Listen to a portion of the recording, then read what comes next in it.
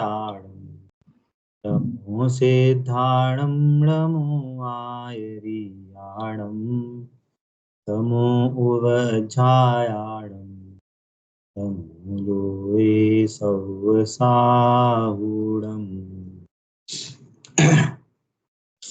पिछली क्लासों में हम मुनिराज का सहज जीवन इसके बारे में पढ़ रहे हैं और हमने ये समझा कि मुनिराजों को जो शुद्ध भाव होता है उसको वीतरागता कहते हैं। उसके साथ होने वाला जो संजुलन कषाय रूप जो शुभ भाव है उसको वो शुभ भाव हुआ और उसके साथ होती है शरीर आदि क्रियाएं, है ना। तो वीतरागता का हम पता नहीं लगा सकते हम अपने ज्ञान से, शुभ भाव का भी हम पता नहीं लगा सकते, तो भी शुभ भाव का शरीर की क्रिया से निमित्त नैमित्तिक संबंध होने के कारण हम उस शुभ भाव का अनुमान और ये समझते हैं कि वीतरागता के साथ होने वाला शुभ भाव यदि इस प्रकार का है तो उनके साथ होने वाली वीतरागता का आनंद उनको कितना आ रहा होगा, या हम इस मार्ग में आगे जाएंगे तो हमें इस वीतरागता का आनंद आएगा। शुभ भाव से हमारा बाहर की क्रिया से एक निमित्त नैमित्तिक संबंध होता है, तो जिस रूप का शुभ भाव होगा उस रूप वैसी वैसी क्रियाएं होंगी, है ना। एक छोटे से एग्जांपल से एक चीज और इम्पोर्टेंट बतानी है। जैसे मान लीजिए हम कहीं किसी ज्वेलरी शॉप में जाएं, है ना, और मान लीजिए वो आपको असली ज्वेलरी की जगह इमिटेशन ज्वेलरी बताए। मतलब इमिटेशन ज्वेलरी मतलब नकली, असली नहीं है, कोटिंग है बस उसकी, सोने की कोटिंग आती है, कोई हीरे हीरे आदि में क्या करते हैं, असली हीरा नहीं होता, नकली हीरा होता है। आजकल लैब ग्रोन हीरे भी चलने लगे हैं। तो क्या बताइए उसके लिए हम क्या लाख या करोड़ रुपए देंगे क्या, उस इमिटेशन ज्वेलरी के लिए, नकली ज्वेलरी के लिए जो मुश्किल से 100,000 रुपए की नहीं, उसके लिए हम लाख करोड़ रुपए देंगे क्या? नहीं देंगे। क्यों नहीं देंगे? क्योंकि हमको उसका वैल्यू पता है। हाँ, हमें उसकी वैल्यू पता, मीनिंग उसकी उतनी वैल्यू नहीं है, इमिटेशन की वैल्यू नहीं, भले ही वो उसके जैसा दिख रहा, भले ही वो रियल जैसा दिख रहा है, पर हमें पता है कि वो उसकी रियल वैल्यू नहीं है, उसमें मीनिंग उसमें असली धातु नहीं है। जो एक्चुअल एलिमेंट है, गोल्ड होगा या रियल स्टोन होंगे, मोती होगा, वो एक्चुअल चीज वहां प्रेजेंट नहीं है। वैसे ही वैसे ही मुनिराजकों के प्रति जो हमारा आदर भाव है, वो आदर भाव हमारा उनकी क्रिया से रिलेटेड नहीं है। हमारा जो आदर भाव से मीनिंग हमारा हमारा जो उनके प्रति श्रद्धान है, उनके प्रति जो भक्ति है, बहुमान है, वो किस रीजन से है? वो वीतरागता से है। कि भक्ति उनका बहुमान किस रीजन से है? मूषर प्रकाशक में बोला कि ये पंच परमेष्ठी के पूज्यत्व का कारण क्या है? पंच परमेष्ठी के पूज्यत्व का कारण क्या है? कि वीतरागता और विज्ञान। तो वीतरागता विज्ञानता के कारण पूजनीय है। पॉइंट समझ में आ रहा है? कोई बहुत उपवास करता है, कोई खाना नहीं खाता है, कोई सूरज में खड़े खड़े व्रत आदि करते हैं, तपस्या करते हैं इसलिए उनको पूज्यत्व बना है। तो उन्होंने कहा ये तो कोई रीजन नहीं है। क्यों? कि भिखारी भी भूखा रहता है महीने महीने, मतलब दिनों दिनों हफ्ते हफ्ते, तो उसको क्या महाव्रत हो गए क्या? पेड़ खड़े हैं गर्मियों में दिन रात, उनको तपस्चरण हो गया क्या? है ना? कुत्ते आदि हैं, बिल्ली है, गाय है, भैंस है, वो भी नहीं खाते दिनों दिनों तक, महीनों महीनों तक, नहीं मिलता, पानी नहीं मिलता। अरे वो छोड़ो, नारकियों नहीं मिलता, नारकियों को हजारों करोड़ों साल तक एक दाना नहीं मिलता खाने का, तो उनको महाव्रत हो गया क्या? तब उपवास हो उनको गिना जाएगा क्या? अरे ये जो उपवास आदि हैं, ये बाहर से क्रियाएं हैं कि वो शुभ भाव को बताने के लिए, पर वो पूज्यता उसके कारण नहीं है। क्यों? क्योंकि वीतरागता है वो वास्तव में पूज्यता का कारण। तो हम एक्चुअली, हमारा जो श्रद्धान है ना, वो हमारा श्रद्धान हमारे लिए सबसे कीमती वस्तु है। हमारे श्रद्धान के कारण हमारा मोक्ष मार्ग चलता है। तो हम किसी को भी ऐसे श्रद्धान करके किसी को नमस्कार नहीं करेंगे। पॉइंट क्लियर हो रहा है सभी को? है ना? इसलिए ये मुनिराज का स्वरूप किस लिए समझ रहे हैं कि हम भी असली मुनिराज बनने की भावना करें, और हमारे साथ भी यदि कोई मुनिराज हो तो हम उनको नमस्कार करें और देखें कि वो भी कितने आनंदित रहते हैं। हमें भी सही मोक्ष मार्ग का हमारे को ज्ञान होना चाहिए, किसी पे भी हम श्रद्धा नहीं करें। जैसे अन्य धर्मों में नागा बाबा होते हैं, क्या करते हैं? पहाड़ों में जाके बिना कपड़ों में पहाड़ों में जाके तपस्या करते हैं, और करते भी हैं असली में। हफ्ते हफ्ते, महीने महीने तक बिना कुछ खाए बर्फ में बैठे रहते हैं। वो पूजनीय हो गए क्या? वो हमारे लिए पूजनीय है क्या? ये तपस्या शरीर से हमारे पूजत्व का कारण नहीं है, वो अंतरंग में जो वीतरागता विज्ञानता है ना, वो पूजत्व का कारण। ठीक है, चलिए। अभी महाव्रत में हमारी कौन कौन सी बातें हो गई थी? अहिंसा महाव्रत, हाँ? अहिंसा, सत्य, शौर्य। हाँ, अहिंसा, सत्य और अचौर्य। हाँ, ये एक सेकंड, ये मेरा लैपटॉप को क्या हो गया, स्लो चल रहा है बहुत। भैया जी, जय जिनेंद्र भैया जी। अब भैया जी, आपकी आवाज ना बीच बीच में, जैसे आप थोड़ा सा लैपटॉप ऊपर होते होगे तो आपकी आवाज बहुत कम होती जाती है, फिर वापस नॉर्मल हो जाती है, फिर ऐसा होता है अच्छा, कि आवाज में डिस्टेंस प्रॉब्लम आ रही हाँ, है, एक सेकंड। ये हमेशा आती है, आज नहीं कह रही हूँ, नेटवर्क के चलते थोड़ी डिस्टेंस या फिर ईयरफोन्स लगा के हो सकता हो तो, या जैसा भी है। नहीं, आप बाकियों को भी प्रॉब्लम आ रही है क्या? हाँ, ये ऐसा होता है, कभी कभी होता है ऐसे कि आप थोड़ा सा जैसे पीछे होते नहीं, हैं ना, तो आपकी आवाज कम हो जाती है। आप आगे पीछे का प्रॉब्लम होगा, हो सकता है हाँ हाँ। पीछे का प्रॉब्लम होगा। ठीक है, मैं आगे आगे से पढ़ाने की, ठीक है। आज मेरा लैपटॉप क्या है, स्लो है, यही करते हैं। अगर किसी को प्रॉब्लम आए तो बताइए।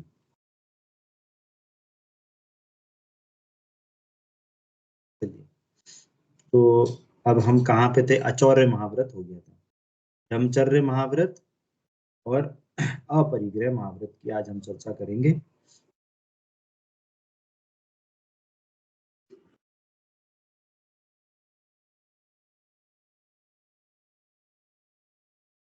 दिख रहा है सभी को?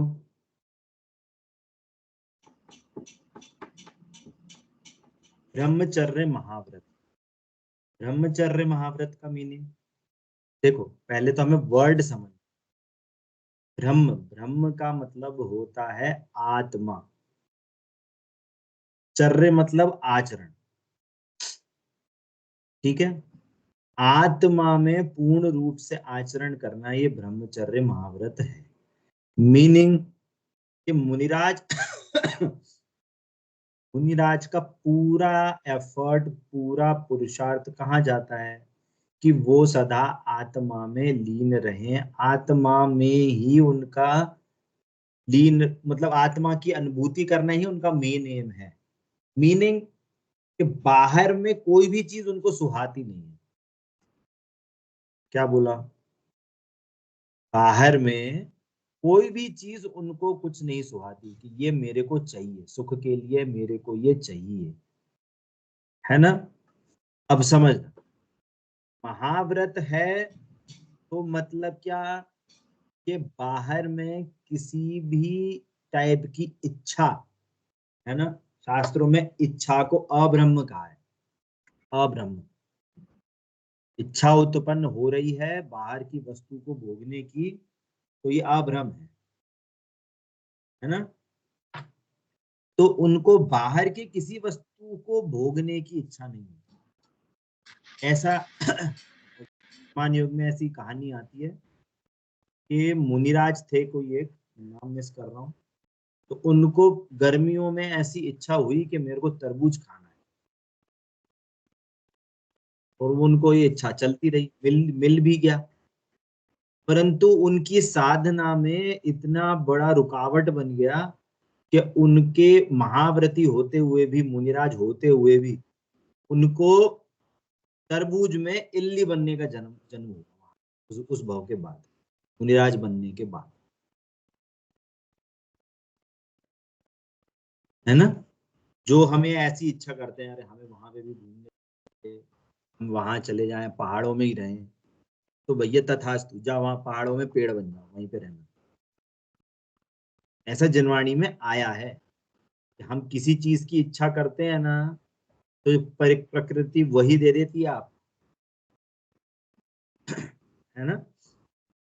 मीनिंग क्या, इच्छा मतलब अब्रह्म, और ब्रह्मचर्य महाव्रत मतलब क्या, ये जो तीन कषाय चौकड़ी का जो अभाव हुआ है ना, अनंतानुबंधी, अप्रत्याख्यान और प्रत्याख्यान, इन इच्छाओं का उनको पूर्ण रूप से त्याग है।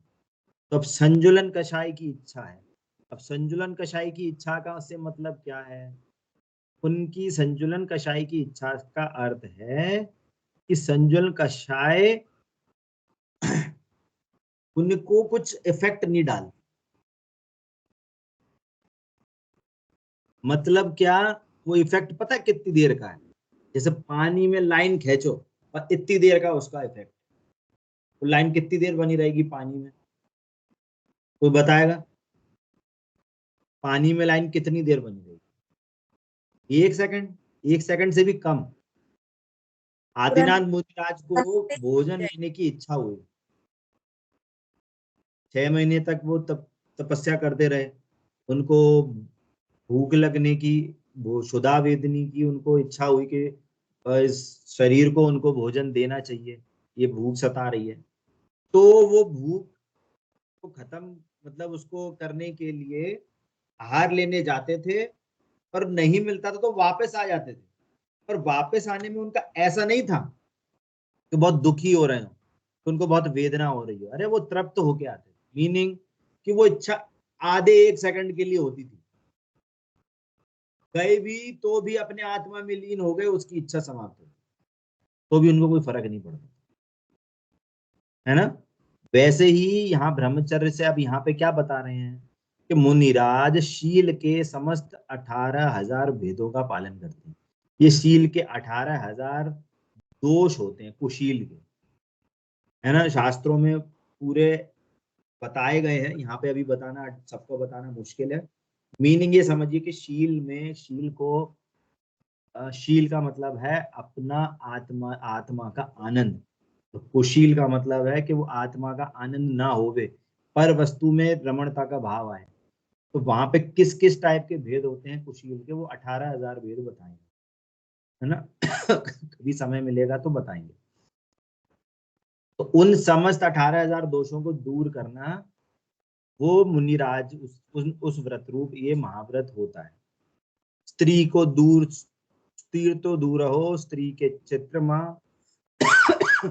चित्राम मूर्ति आदि से भी दूर रहती, हजारों देवांगनाएं की ललित क्रियाएं भी मुनीश्वरों को विकार कराने में समर्थ नहीं है। बात क्या कही जा रही है कि जो इच्छा है ना, इच्छा, इच्छा में भी काम, काम की जो इच्छा होती है ना, स्त्री या पुरुष को भोगने की इच्छा है, ये इसको, इस इच्छा को सबसे प्रबलतम इच्छा माना गया है कि इसकी चैन लोगों को रहती नहीं है, इस इच्छा की पूर्ति करे बिना। इसलिए यहाँ एक्सट्रीम इच्छा को भी बताया गया है कि मुनिराज एक्सट्रीम जो काम की स्त्री को भोगने की जो इच्छा है, उनकी उसकी मतलब उनको वो इच्छा भी उत्पन्न नहीं होती कि लड़की को देख लें, उनको निहार लें या उनसे साथ भोग करना तो दूर, उनके चित्र देखना, उनके साथ रहना, ये उनको बिल्कुल भी मतलब उनको इनकी जरूरत नहीं है। वो अपनी आत्मा में इतने आनंदित रहते हैं, भले ही कितनी देवांगनाएं आ जाएं तो भी वो उनके सामर्थ्य को मतलब डिगा नहीं सकती, है ना। ऐसी एक कहानी और है वर्तमान योग में। क्या हुआ कि सीता का जीव कहाँ गया सीता का जीव मर के देव हो गया और राम यहाँ पे ही थे मध्य लोक में। तो सीता के जीव को उनकी बहुत भवों से आप देखोगे तो बहुत क्या कहते हैं, उनका कनेक्शन मैत्री भाव का बहुत सारे उनके भव है, साथ में रहे हैं।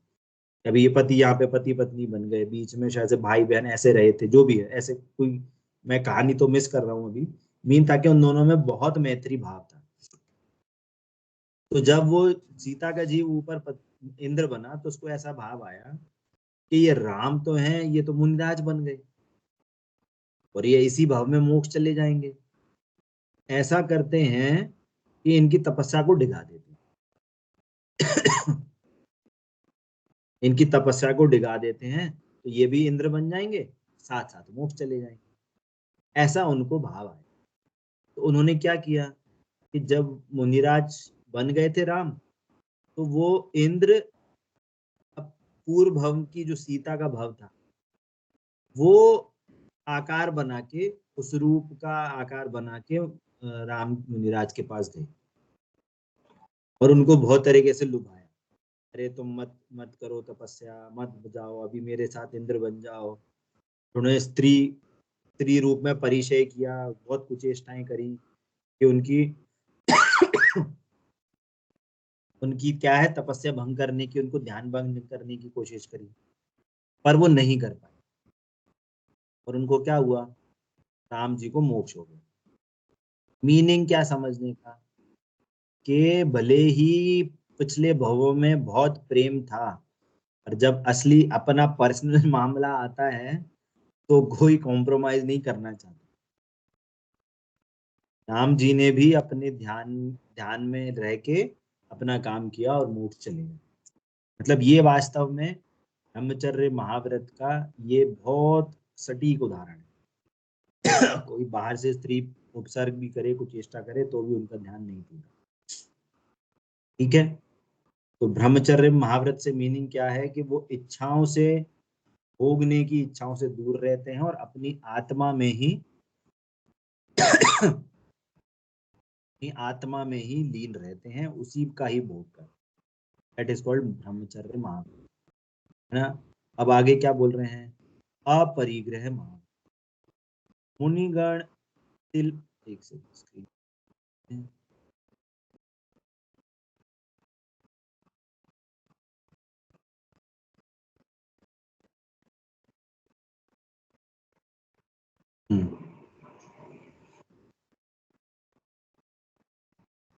अपरिग्रह महाव्रत। मुनिगण तिल तुष मात्र भी परिग्रह नहीं रखते, चश्मा आदि वस्तुओं का तो प्रश्न ही खड़ा नहीं होता। वे संयम, शौच तथा ज्ञान के उपकरण रखते हैं, परंतु मुनि पिच्ची का प्रयोग बुहारी देने के लिए, कमंडोलू का पानी देने के लिए, शास्त्र का प्रयोग पांडित्य प्रदर्शन के लिए नहीं करते। अपरिग्रह महाव्रत वास्तव में ये ऐसा महाव्रत है जो हमें बाकी धर्मों से भी दूर मतलब एक इंडिविजुअल आइडेंटिटी। क्या बोला, ये जो हमारे गुरुओं में जो अपरिग्रह महाव्रत का जो ये व्रत है ना, ये वास्तव में ये एक अलौकिक महाव्रत है। देखो ब्रह्मचर्य आदि तो दूसरे भी कर लेंगे, चोरी तो दूसरे भी कर लेंगे, है ना, परंतु अपरिग्रह ही रहना बहुत रेयर है। रेयर का मतलब ये है कि किसी और धर्म में ये बात कही ही नहीं गई।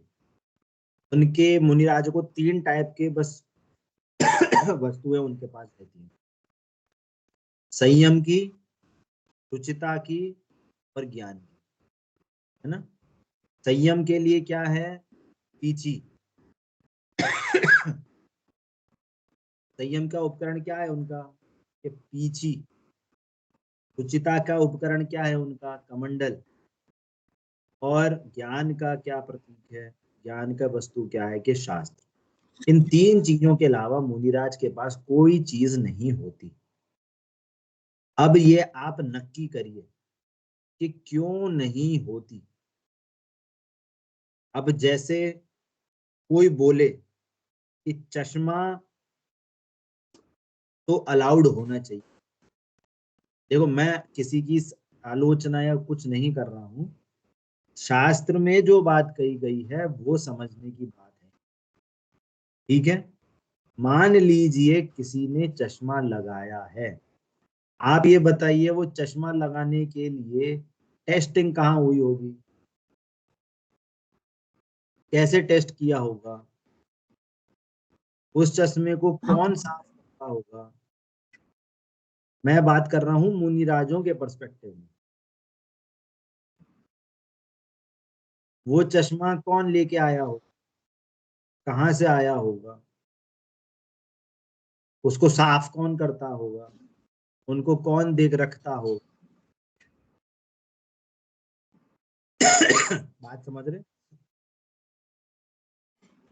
मुनिराज को एक एक्स्ट्रा चीज रखने के लिए भी ना, चश्मा रखने के लिए भी उनको बहुत आकुलता हो जाएगी। मान लो किसी को पास का नहीं दिखता, तो शास्त्र कैसे पढ़े। देखो, एक हाथ में पिच्ची है, एक हाथ में कमंडलू है। कभी मान लो बाई चांस उनका चश्मा छूट गया, रह गया, अब उनको शास्त्र स्वाध्याय कर, तो वो उस पर डिपेंडेंट हो गए ना, कि पास से पढ़ेंगे कि कैसे, शास्त्र को पढ़ेंगे कैसे, आदि आदि। पॉइंट समझ में आ रहा है। जो मोक्ष मार्गी, जो मुनिराज की जो आचरण है ना, वो किसी भी चीज पे डिपेंडेंट नहीं है। ऐसा आचरण होता है मुनिराज, किसी भी व्यक्ति पे, किसी भी वस्तु पे वो डिपेंडेंट नहीं है। पॉइंट समझ में आ रहा है। इसीलिए चश्मा रखना भी शास्त्रों में उचित नहीं माना गया। और पहले जमाने में तो चश्मे होते ही नहीं थे, और किसी को यदि देखने में प्रॉब्लम थी, उसको दीक्षा नहीं दी जाती थी। या तो आप आंखों का उपचार करा के आओ, नहीं तो अगर चश्मा लगा रहेगा तो आगे जो एरिया समिति जो नेक्स्ट आ रही है उसको कैसे करेंगे, देख देख के चलेंगे कैसे। जहां जीव है वो कैसे देखेंगे कि यहाँ जीव है, यहाँ बैठे कि नहीं बैठे। शास्त्र आदि कैसे पढ़ेंगे। कोई भी अहिंसात्मक रूप क्रिया हो ही नहीं पाएगी बिना चश्मे के। तो डिपेंडेंसी हो गई ना। अब मान लो चश्मा बढ़ गया, नंबर, चश्मे का नंबर बढ़ गया, तो मुनिराज किसको बोलेंगे कि भैया चश्मा बढ़ गया, नंबर चेक करा लो। तो क्या बोलेगा, आपको शॉप चलना पड़ेगा। तो मुनिराज शॉप में जाएंगे अपनी टेस्टिंग कराने। देखो, ये चीज हमें ज्ञान में बैठानी पड़ेगी कि हमारे मुनिराजों की जो तपस्या है, उनकी जो आराधना है, क्या चश्मे के डिपेंडेंट लायक है। क्या ऐसी तपस्या चश्मे पे डिपेंडेंट हो जाएगी।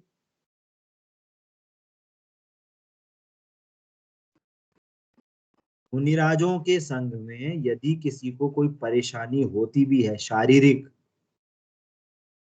तो वहां पे ऐसा प्रावधान है कि आप अभी मुनिराज पदवी को छोड़ के गृहस्थ बनो, गृहस्थ में जाके उस बीमारी का इलाज करो, तो जब बीमारी का इलाज हो जाए तब वापस से मुनिराज बनो,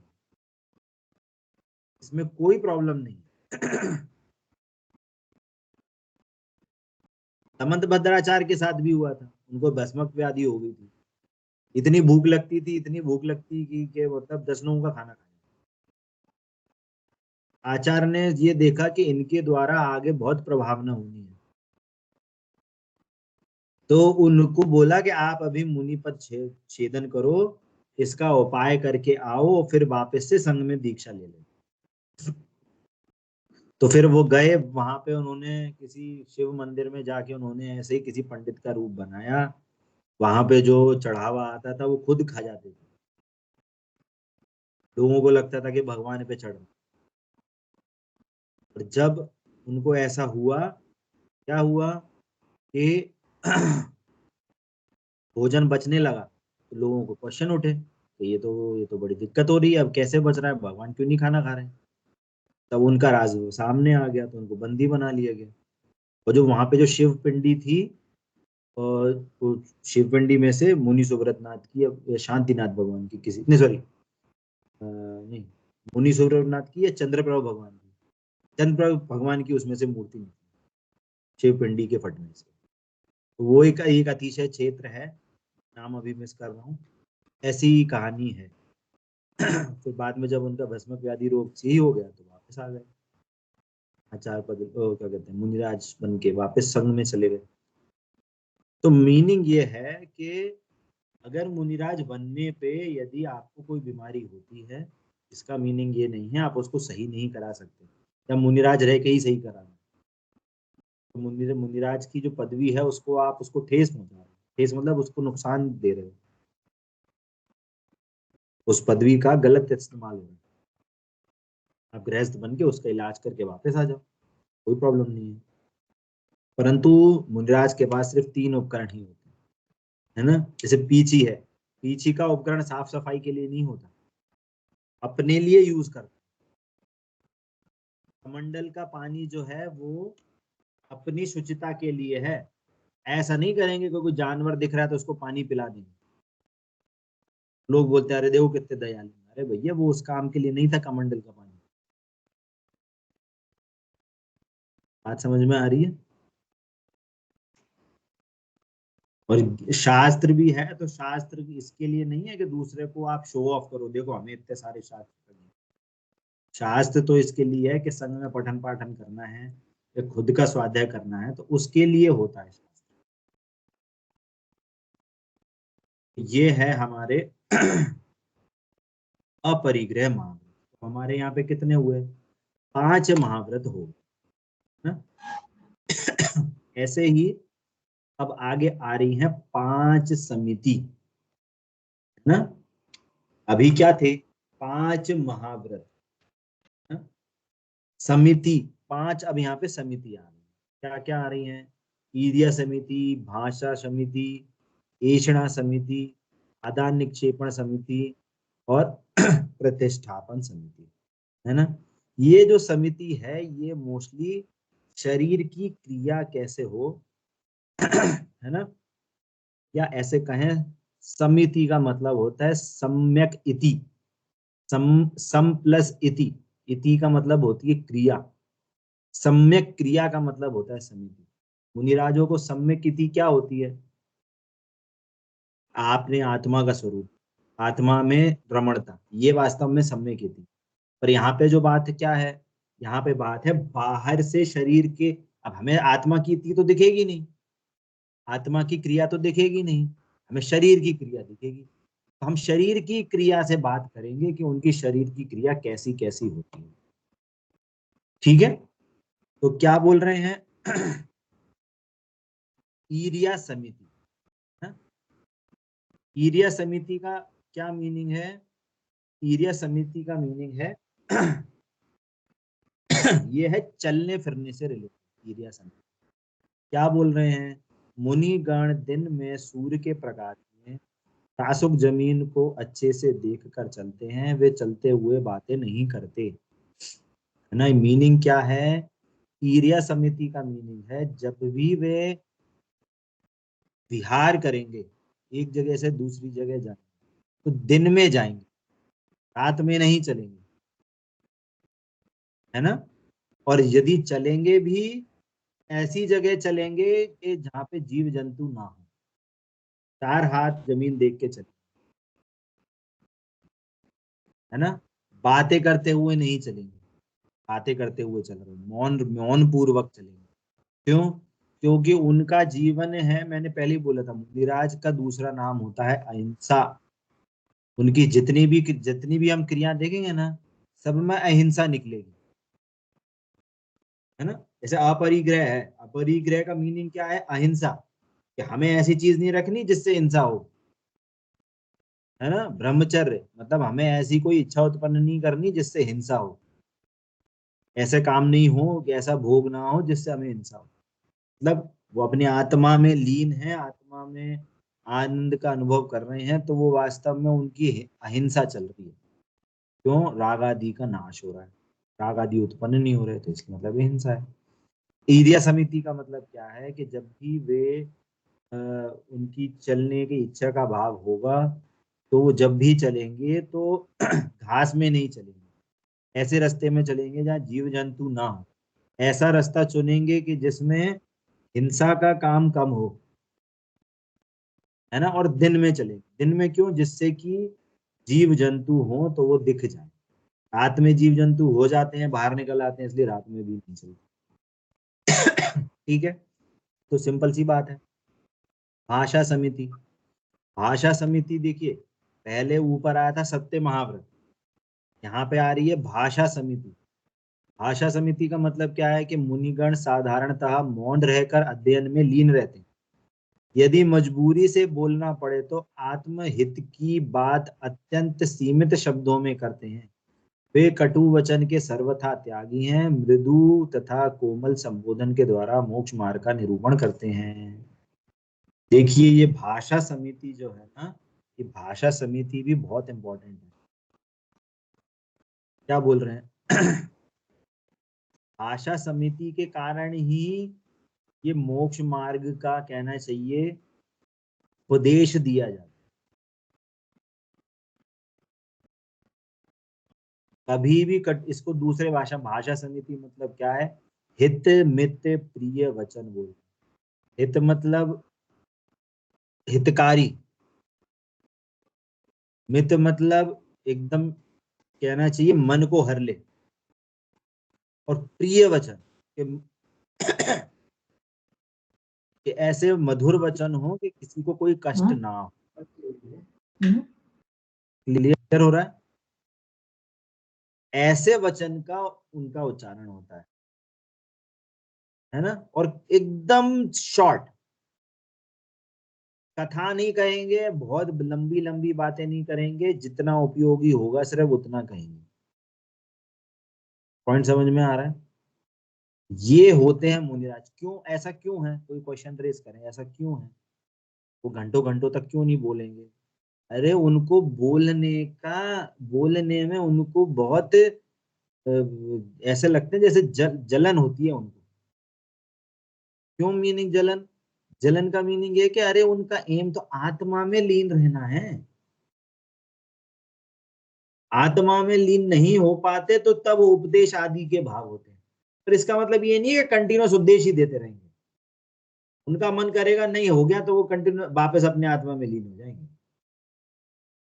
कोई कंपलसरी नहीं है मुनिराजों को उपदेश देना। नहीं दे, नहीं दे, कंपलसरी नहीं है। हमने प्रथमान युग में कितनी बार देखा होगा कि किसी राजा को पता चला कि उनके जंगल में मुनिराज आए हैं, तो पूरी सेना लेके वहां पहुंचते थे, चलो मुनिराजों के दर्शन करने चलते हैं। पता चला गए, मौन ही मौन मौन बैठे हैं, ध्यान में लीन है। 1 दिन हो गया, 2 दिन हो गए, 4 दिन हो गए, 5 दिन हो गए, बाहर ही नहीं आ रहे, ध्यान से बाहर ही नहीं आ रहे। उनको लगे अरे देखो कितना बड़ा आदमी आया, देखो राजा आया, देखो कितने हाथी घोड़े आए हैं, नहीं थोड़ा देख लें कितने लोग आए हैं हमारी सभा में तो प्रवचन करें। ऐसा है क्या? वो किसी की नहीं पड़ी। हार में चाहे मंत्री आ जाए, संतरी आ जाए, प्रधानमंत्री आ जाए, राष्ट्रपति आ जाए, उनका कोई ऐसा फिक्स नहीं है कि उनको बोलना बोलना ही जरूरी है। कितनी ही, जैसे यहाँ रामायण में बड़ी पंडित जी थे, यहाँ पे एक बहुत बड़े विद्वान थे, अब नहीं रहे हैं। और यदि कोई अपनी आराधना करते थे दिन भर, यदि उनका सामायिक का टाइम हो, उनसे यदि कोई मिलने आ जावे, जरूरी नहीं है कि उनको मिलने हैं, कुछ बात करनी हो तो वो बात करने बैठ जाएंगे, ऐसा कोई कंपलसरी नहीं था। वो अपना सामायिक कर रहे हैं तो अपना काम पहले करेंगे, उनका मन करेगा तो बोलेंगे, नहीं तो नहीं बोलेंगे। आधा घंटा, 1 घंटा, 2 घंटा, जितना भी टाइम लगे। पॉइंट समझ में आ रहा है? तो ये भाषा समिति का मतलब ये नहीं है उनको बोलना ही बोलना है राज को। भाषा समिति का मीनिंग ये है कि यदि वो बोलेंगे तो बहुत शॉर्ट बोलेंगे, सामने वाले को हम कुछ गलत गलत मतलब कोई कठोर वचन नहीं बोलेंगे, सामने वाले को बुरा लगे, और सिर्फ मोक्ष मार्ग का उपदेश देंगे। तुम्हारा बिजनेस क्या चल रहा है, तुम्हारा घर द्वार में क्या चल रहा है, तुम्हारी सास बहू की लड़ाई हो रही, बच्चे कैसे हैं, कहाँ हैं, ये सारी चीजें नहीं पूछेंगे वो, और ना बात करेंगे ना उपदेश देंगे। मुनिराज को कभी भी घर गृहस्थी के बारे में कोई उपदेश नहीं देते हो, ना जानने की चेष्टा करते हैं। क्यों? क्योंकि उनका जीवन सिर्फ और सिर्फ मोक्ष मार्ग के लिए डेडिकेटेड है। तो दूसरे को भी मोक्ष मार्ग बताएंगे, आपको मोक्ष मार्ग में ऐसे ऐसे आगे बढ़ना है, उसी मोक्ष मार्ग का उपदेश देंगे, तत्व ज्ञान का उपदेश देंगे, भेद विज्ञान का उपदेश देंगे, है ना?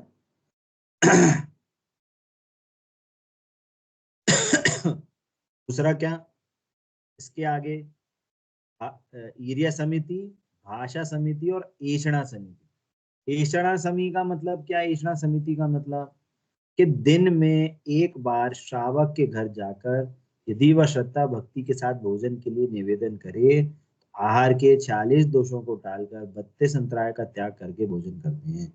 ऐषणा समिति का मतलब क्या है कि दिन में एक बार भोजन करते हैं, और वो भी कितना?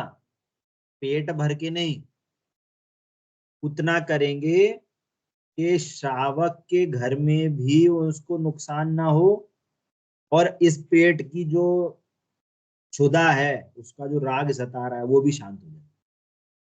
इसका एग्जाम्पल देते हैं, जैसे भौरा है ना, या भौरा या मधुमक्खी किसी, क्या कहते हैं, फूल पे जाके उसका रस लेती है, तो वो रस जब लेती है तो ऐसे रस नहीं लेती कि वो एकदम फूल को एकदम तोड़ मरोड़ के पूरे एकदम चूस ले लेती है, नहीं, इतना लेती है कि फूल को भी नुकसान नहीं होता और अपना काम भी हो जाता है। इतना इतना लेती है वो।